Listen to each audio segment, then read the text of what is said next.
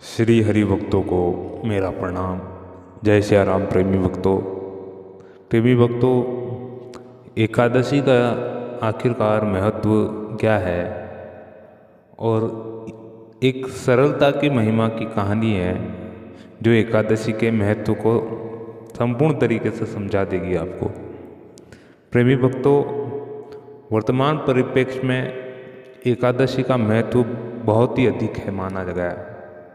आप एकादशी में कई तरह की एकादशी, निर्जला एकादशी, काफ़ी तरह की एकादशी है जो प्रभु विष्णु से, उनके विश्व रूप से जुड़ी हुई है।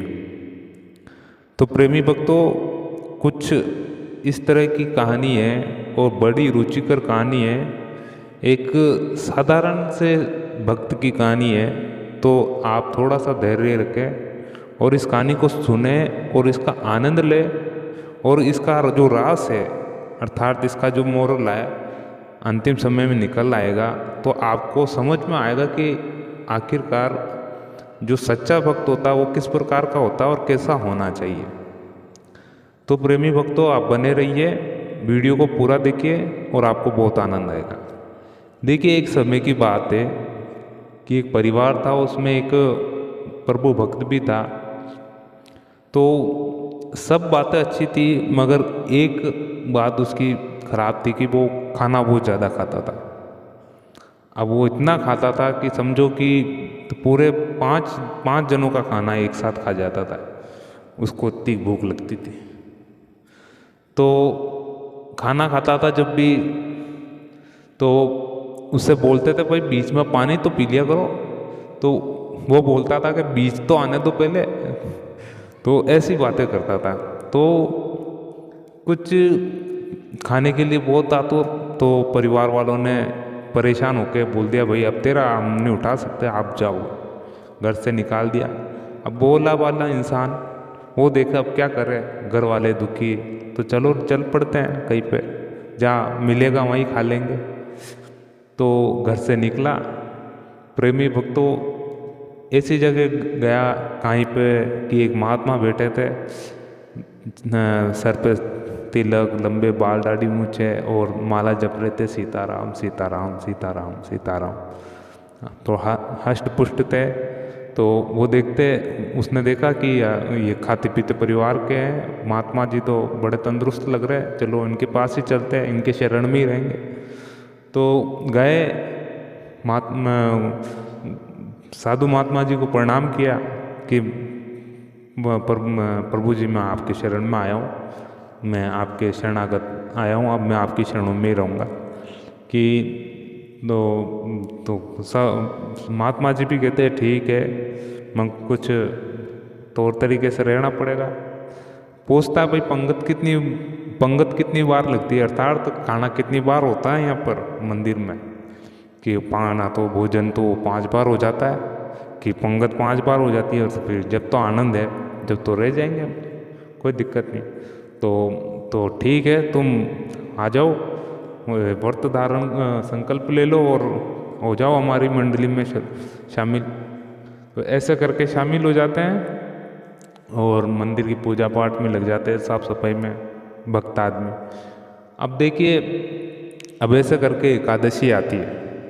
एकादशी आती है तो देखता है कि चारों तरफ रसोइये में भी खाना राम नाम जप रहे हैं, झाड़ू लगाने वाला भी राम नाम जप रहा है, मंदिर की पूजा करने वाले भी अंदर राम नाम, चारों तरफ राम सीताराम हो रहा है। तो गुरुजी से पूछता वक्त कि गुरुदेव ये क्या है राम नाम, ना तो रसोई में खाना बन रहा है ना तो कुछ। कि अरे आज तो मैं पता नहीं क्या आज एकादशी है, कि आज एकादशी को हम खाना नहीं खाते, अर्थात व्रत रखते हैं। कि आपने मुझे बताया नहीं। हाँ, मैं तुम्हें उस समय बताना भूल गया था, मगर अब बता रहा हूँ कि हम अब इस दिन पूरा एक दिन ही खाना, एक समय ही खाना खाते हैं। तो वो सोचने लग जाएगा कि गुरुजी आप तो एकादशी बना लोगे, मगर मैं द्वादशी नहीं बना पाऊँगा। ऐसी स्थिति हो जाएगी कि गुरुजी ऐसा काम बताओ कि ये एकादशी तो मेरे बस की नहीं है, मगर आप मुझको ऐसा कुछ मार्ग बता दो जहाँ मैं खाने के बिन मैं नहीं रह सकता। तो गुरुदेव बताते हैं कि तुम ऐसा करो, तुम मंदिर के बाहर है थोड़ा, वहाँ उस स्थान पे चले जाओ, थोड़ा जंगलों में हमारी कुटिया है, वहाँ चले जाओ कि वहीं रहना एकादशी के दिन, और यहाँ से थोड़ी सामग्री ले जाओ खाने पीने की, और खाने से पूर्व, खाना बनने के पश्चात खाने से पूर्व प्रभु को भोग लगाना, भोग लगाना, फिर पश्चात खाना खाना, उनको भोग लगाने के बाद ही खाना खाना। तो भक्त बोलता है ठीक है गुरुदेव, तो मैं सामग्री ले जाता हूँ, फिर वहीं रहता हूँ आज। तो ऐसा गया, एकादशी के दिन महाराज की कुटिया में गया, खाना वाने का सब सामान, आटा, नमक, मिर्च वगैरह सब, और खाना बनाने लगे, और खाना बन गया, भूख लगने लग गई तेज। तो एक अचानक याद आया कि अब प्रभु को भोग लगाना। तो भक्त है देखो भजन करने लग गया प्रभु को कि राजा राम आइए, सीता राम आइए, प्रभु राम आइए, मेरे भोजन को भोग लगाइए। राजा राम आइए, सीता राम आइए, मेरे राम आइए, मेरे भोजन को भोग लगाइए। आज एकादशी है, चलो आओ यहाँ, भूखे रह जाओगे वहाँ, यहाँ चले आओ प्रभु। तो ऐसा ही कुछ भजन गाता है कि मंदिर में वहाँ सब एकादशी है, कहने का उसका तात्पर्य ये था कि मंदिर में एकादशी है प्रभु, यहाँ आ जाओ, खाना खा लो, आप भूखे रह जाओगे। तो प्रभु ने भी देखा कि नहीं, ये भाई भक्त हमारा थोड़ा, ये तो थोड़ा अलग ही भक्त मान पड़ता है कुछ। तो चले प्रभु श्री राम उनके आ जाते कुटिया में कि भाई लगाओ थाल लगाओ, हम आ गए हैं। तो प्रभु बोले हाँ प्रभु जी, प्रभु बैठिए आप, कि और खाना परोसते हैं आपको। तो आए कि वो अब राम तो आए, उनके साथ सीता को भी लेकर आ गए। अब वो सीता को भी लेकर आ गए, तो अब वो देखे कि अब तो थोड़ा दिक्कत वाली बात है कि थोड़ा खाना तो कम खाना पड़ेगा, कोई दिक्कत नहीं, आओ बेटो प्रभु जी आपके लिए ही भोजन बना है, आप भोजन अर्पण कीजिए। तो वो प्रसाद खाते कि अब मैं जा रहा हूँ कि प्रभु एकादशी को पूर्ण आ जाना, आप भोग लगाना बुलाऊंगा मैं आपको, कि आ जाएंगे आप, तुम अपना बंदोबस्त पूरा रखना, ठीक है। फिर चलो भाई गए वापस, मंदिर गए, पूजा पाठ करे, वापस एकादशी आई।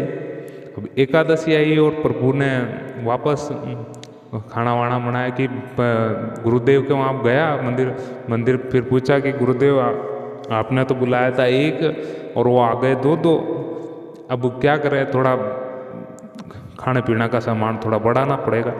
कि गुरुदेव भी सोचने लगे कि ये तो ऐसे ही मिथ्या बोल रहा होगा, अब इसको खुद को ही भूख लगी होगी और दो का नाम ले रहा है, दो जना आ गए। तो ऐसे बोल देते तो ले जा, थोड़ा आता और नमक मिर्च वगैरह जो भी सामान है वो ज़्यादा ले जा। तो ले जा, कट्टा भर के ले गया, वापस गया और वापस एकादशी वही खाना बनाया। वापस भूख बहुत तेज लगने लगे, भगवान को बुलाया, राजा राम आइए, मेरे प्रभु आइए, मेरे भोजन को भोग लगाइए, आज एकादशी है, वहाँ ना रहिए प्रभु, यहाँ जल्दी आइए, आप भूखे रह जाएंगे। तो ऐसे भजन गाया वापस। अब देखो राम आ गए, सीता आ गई, लक्ष्मण जी आ गए, अब और हनुमान जी भी आ गए। तो अब ये देखने लग गया, अरे अब ये तो थोड़ा दिक्कत वाली हो गई, थोड़ी दिक्कत वाली बात हो गई कि उन्होंने तो बुला लिया सबको, अब यहाँ तो खाना कम पड़ गया। तो फिर भी जैसे तैसे बनाया कि प्रभु ये सब आपके लिए, ये लो बनाया और खाए। फिर वो प्रभु ने भोजन अर्पण किया, खाना खाया। अब वो बोले कि अब प्रभु आप जा रहे हो, मगर आओ तब ये जरूर बताना आप आते कितने जना आओगे अब की बात, कि आ जाएंगे, तुम चिंता मत करो। तो वो गए वापस, अंतर्ध्यान हो गए प्रभु की लीला दिखाने। अब वो गुरुदेव के पास गया वापस कि गुरुदेव मैं तो परेशान हो गया हूँ, अब मैं तो, मेरी यहाँ एकादशी तो नहीं, वहाँ जरूर एकादशी मेरी हो रही है। अब मैं बुलाता हूँ दो को, बुलाते वो दो आते 3-4 जने हैं। अब वो भी देखने लगता है कि यार ये तो भूखा ज़्यादा ही रहता है, इसकी भूख का थोड़ा इलाज नहीं है, तो और ले जा, तू एक ही जगह 2 कट्टे भर के ले जा, अन्न दान मिर्ची मसाला सब। गुरुदेव ये बोलते, वो ले गया वापस। अब उसने आज थोड़ी चतुराई दिखाई। अब चतुराई ऐसी दिखाई कि आज उसने भोजन बिल्कुल नहीं बनाया। अब भोजन नहीं बनाया, अब फिर से उन्होंने पुकार लिया कि राजा राम आइए, प्रभु राम आइए, मेरे भोजन को भोग लगाइए, आज एकादशी है, चले आइए, भूखे रह जाओगे वहाँ। तो देखिए भजन सुनते ही प्रभु राम आ जाते हैं। अब देखिए प्रभु भरत आ गए, शत्रुघ्न आए, लक्ष्मण आए, हनुमान आए, राम आ गए, पूरा परिवार लिया है साथ में।